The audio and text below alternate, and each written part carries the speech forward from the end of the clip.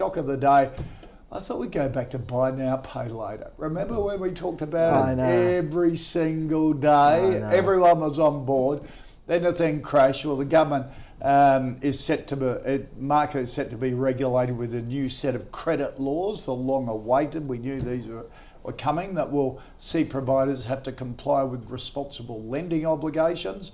Had an impact on Zip share price today, down 6%. Block is down, I think, 1.5% at the moment.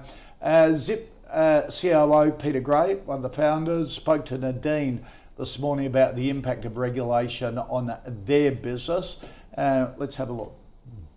To some degree, regulation is viewed as negative for the industry. It's in fact a positive. I think obviously we've got to continue to shout the message that this is BAU and potentially a competitive advantage for our business, given our conduct and standards that we already adhere to, and the fact that it's business as usual for Zip.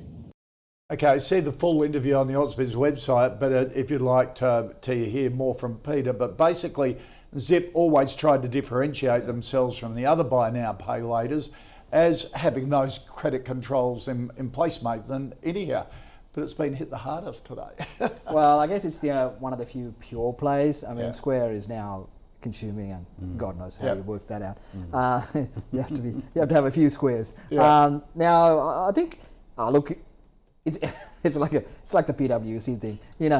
Good luck trying to work it out till we actually work out the effect of it. These things can be a lot of barking, but not much of a bite.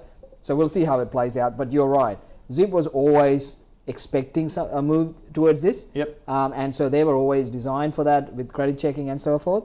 So I think that's relatively well priced. The problem for the sector, and it's funny how nothing like this happens when stock prices are going up and we're on a bull market. Everything happens when it's shot to pieces, right? We're on a recession call. So in that context, nobody's going to touch these stocks. I mean, the stock moves up 5-10% on a day for no reason. So, I mean, we're in a tax loss selling. So a lot of these things will play out. But I think it is funny how that's come out now. I think it's good. There needs to be a certain level of protection for the consumers because they can be targeted. But look, I think the horse has already bolted. The worry is it's already done. And I know everyone will pull out these numbers and say, on average, there's only like $2,000 in buy now, pay later. That's because on average, there's a lot of people, but majority of the people who are getting into trouble are a small minority who's got massive amount of debt in these things. So it is one of those things where you've got to be careful. I hope they do it properly because the cycle is down. This is the time to do the reform. Hopefully it's a proper reform and then you come out of the other side better. But look, you're in, as I said before, you're in a recession call. These are not the stocks you want to be jumping into. Okay. So you wouldn't be getting into the sector at all? No. Staying out of finance, especially any short-term debt play. Gaurav?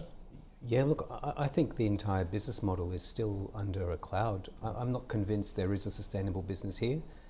And it would be fascinating to see what Afterpay would have been doing as a standalone business, because increasingly it's looking like that this whole buy now, pay later segment was a fad that has now fallen.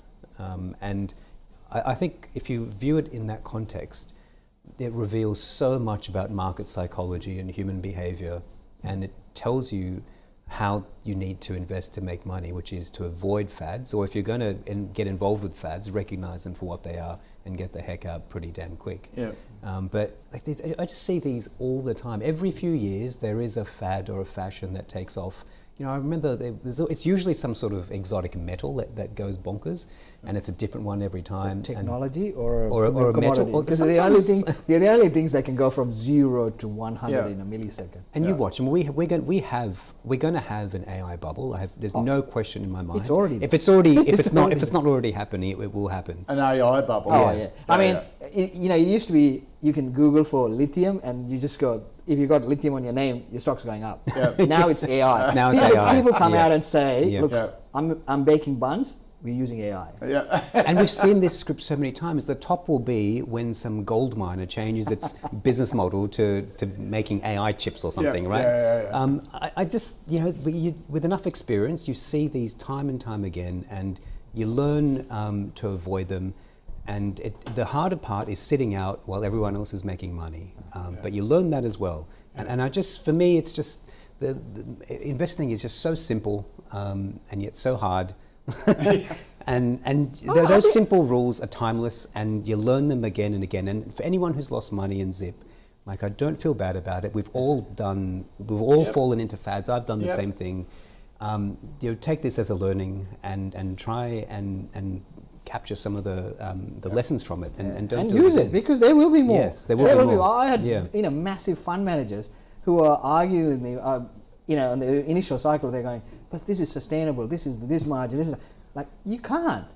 Yeah. I mean, it's just not possible. At some point, this will happen. And it is never was recession tested. That was the big question. I don't know. I think sometimes it can be hard to know which new piece of tech, which new fashion actually becomes sustainable. I wasn't sure. I didn't know it was going to be a failure. I didn't know whether it was going to be a success. I just didn't know. What I did know was that every second stock we were getting asked about here was a BPN stock. I was getting stopped in the street asking for buy now, pay later.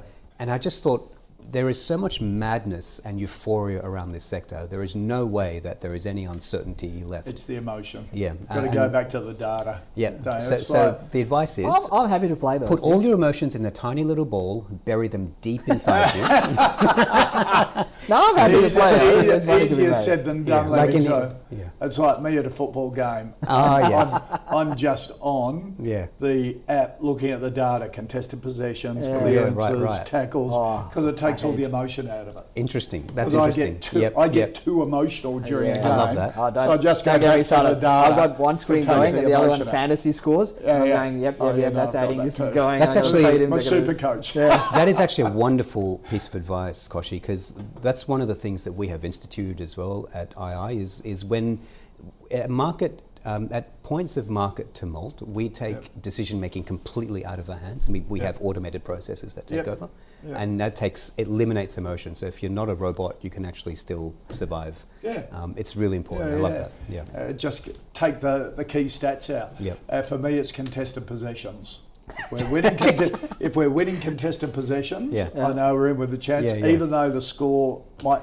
You're no fun to watch footy with. I agree. I look at meters after contact. The team that continuously gets that in league, because at the point of contact, if you can keep driving, then your momentum is forward. As you're going forwards, the halves get a better ball. So it's a complete strategy that's based on how much you can keep moving forward. Right. So far we've got Japan, Zips, and footy. Super coach and Zip. That's all right.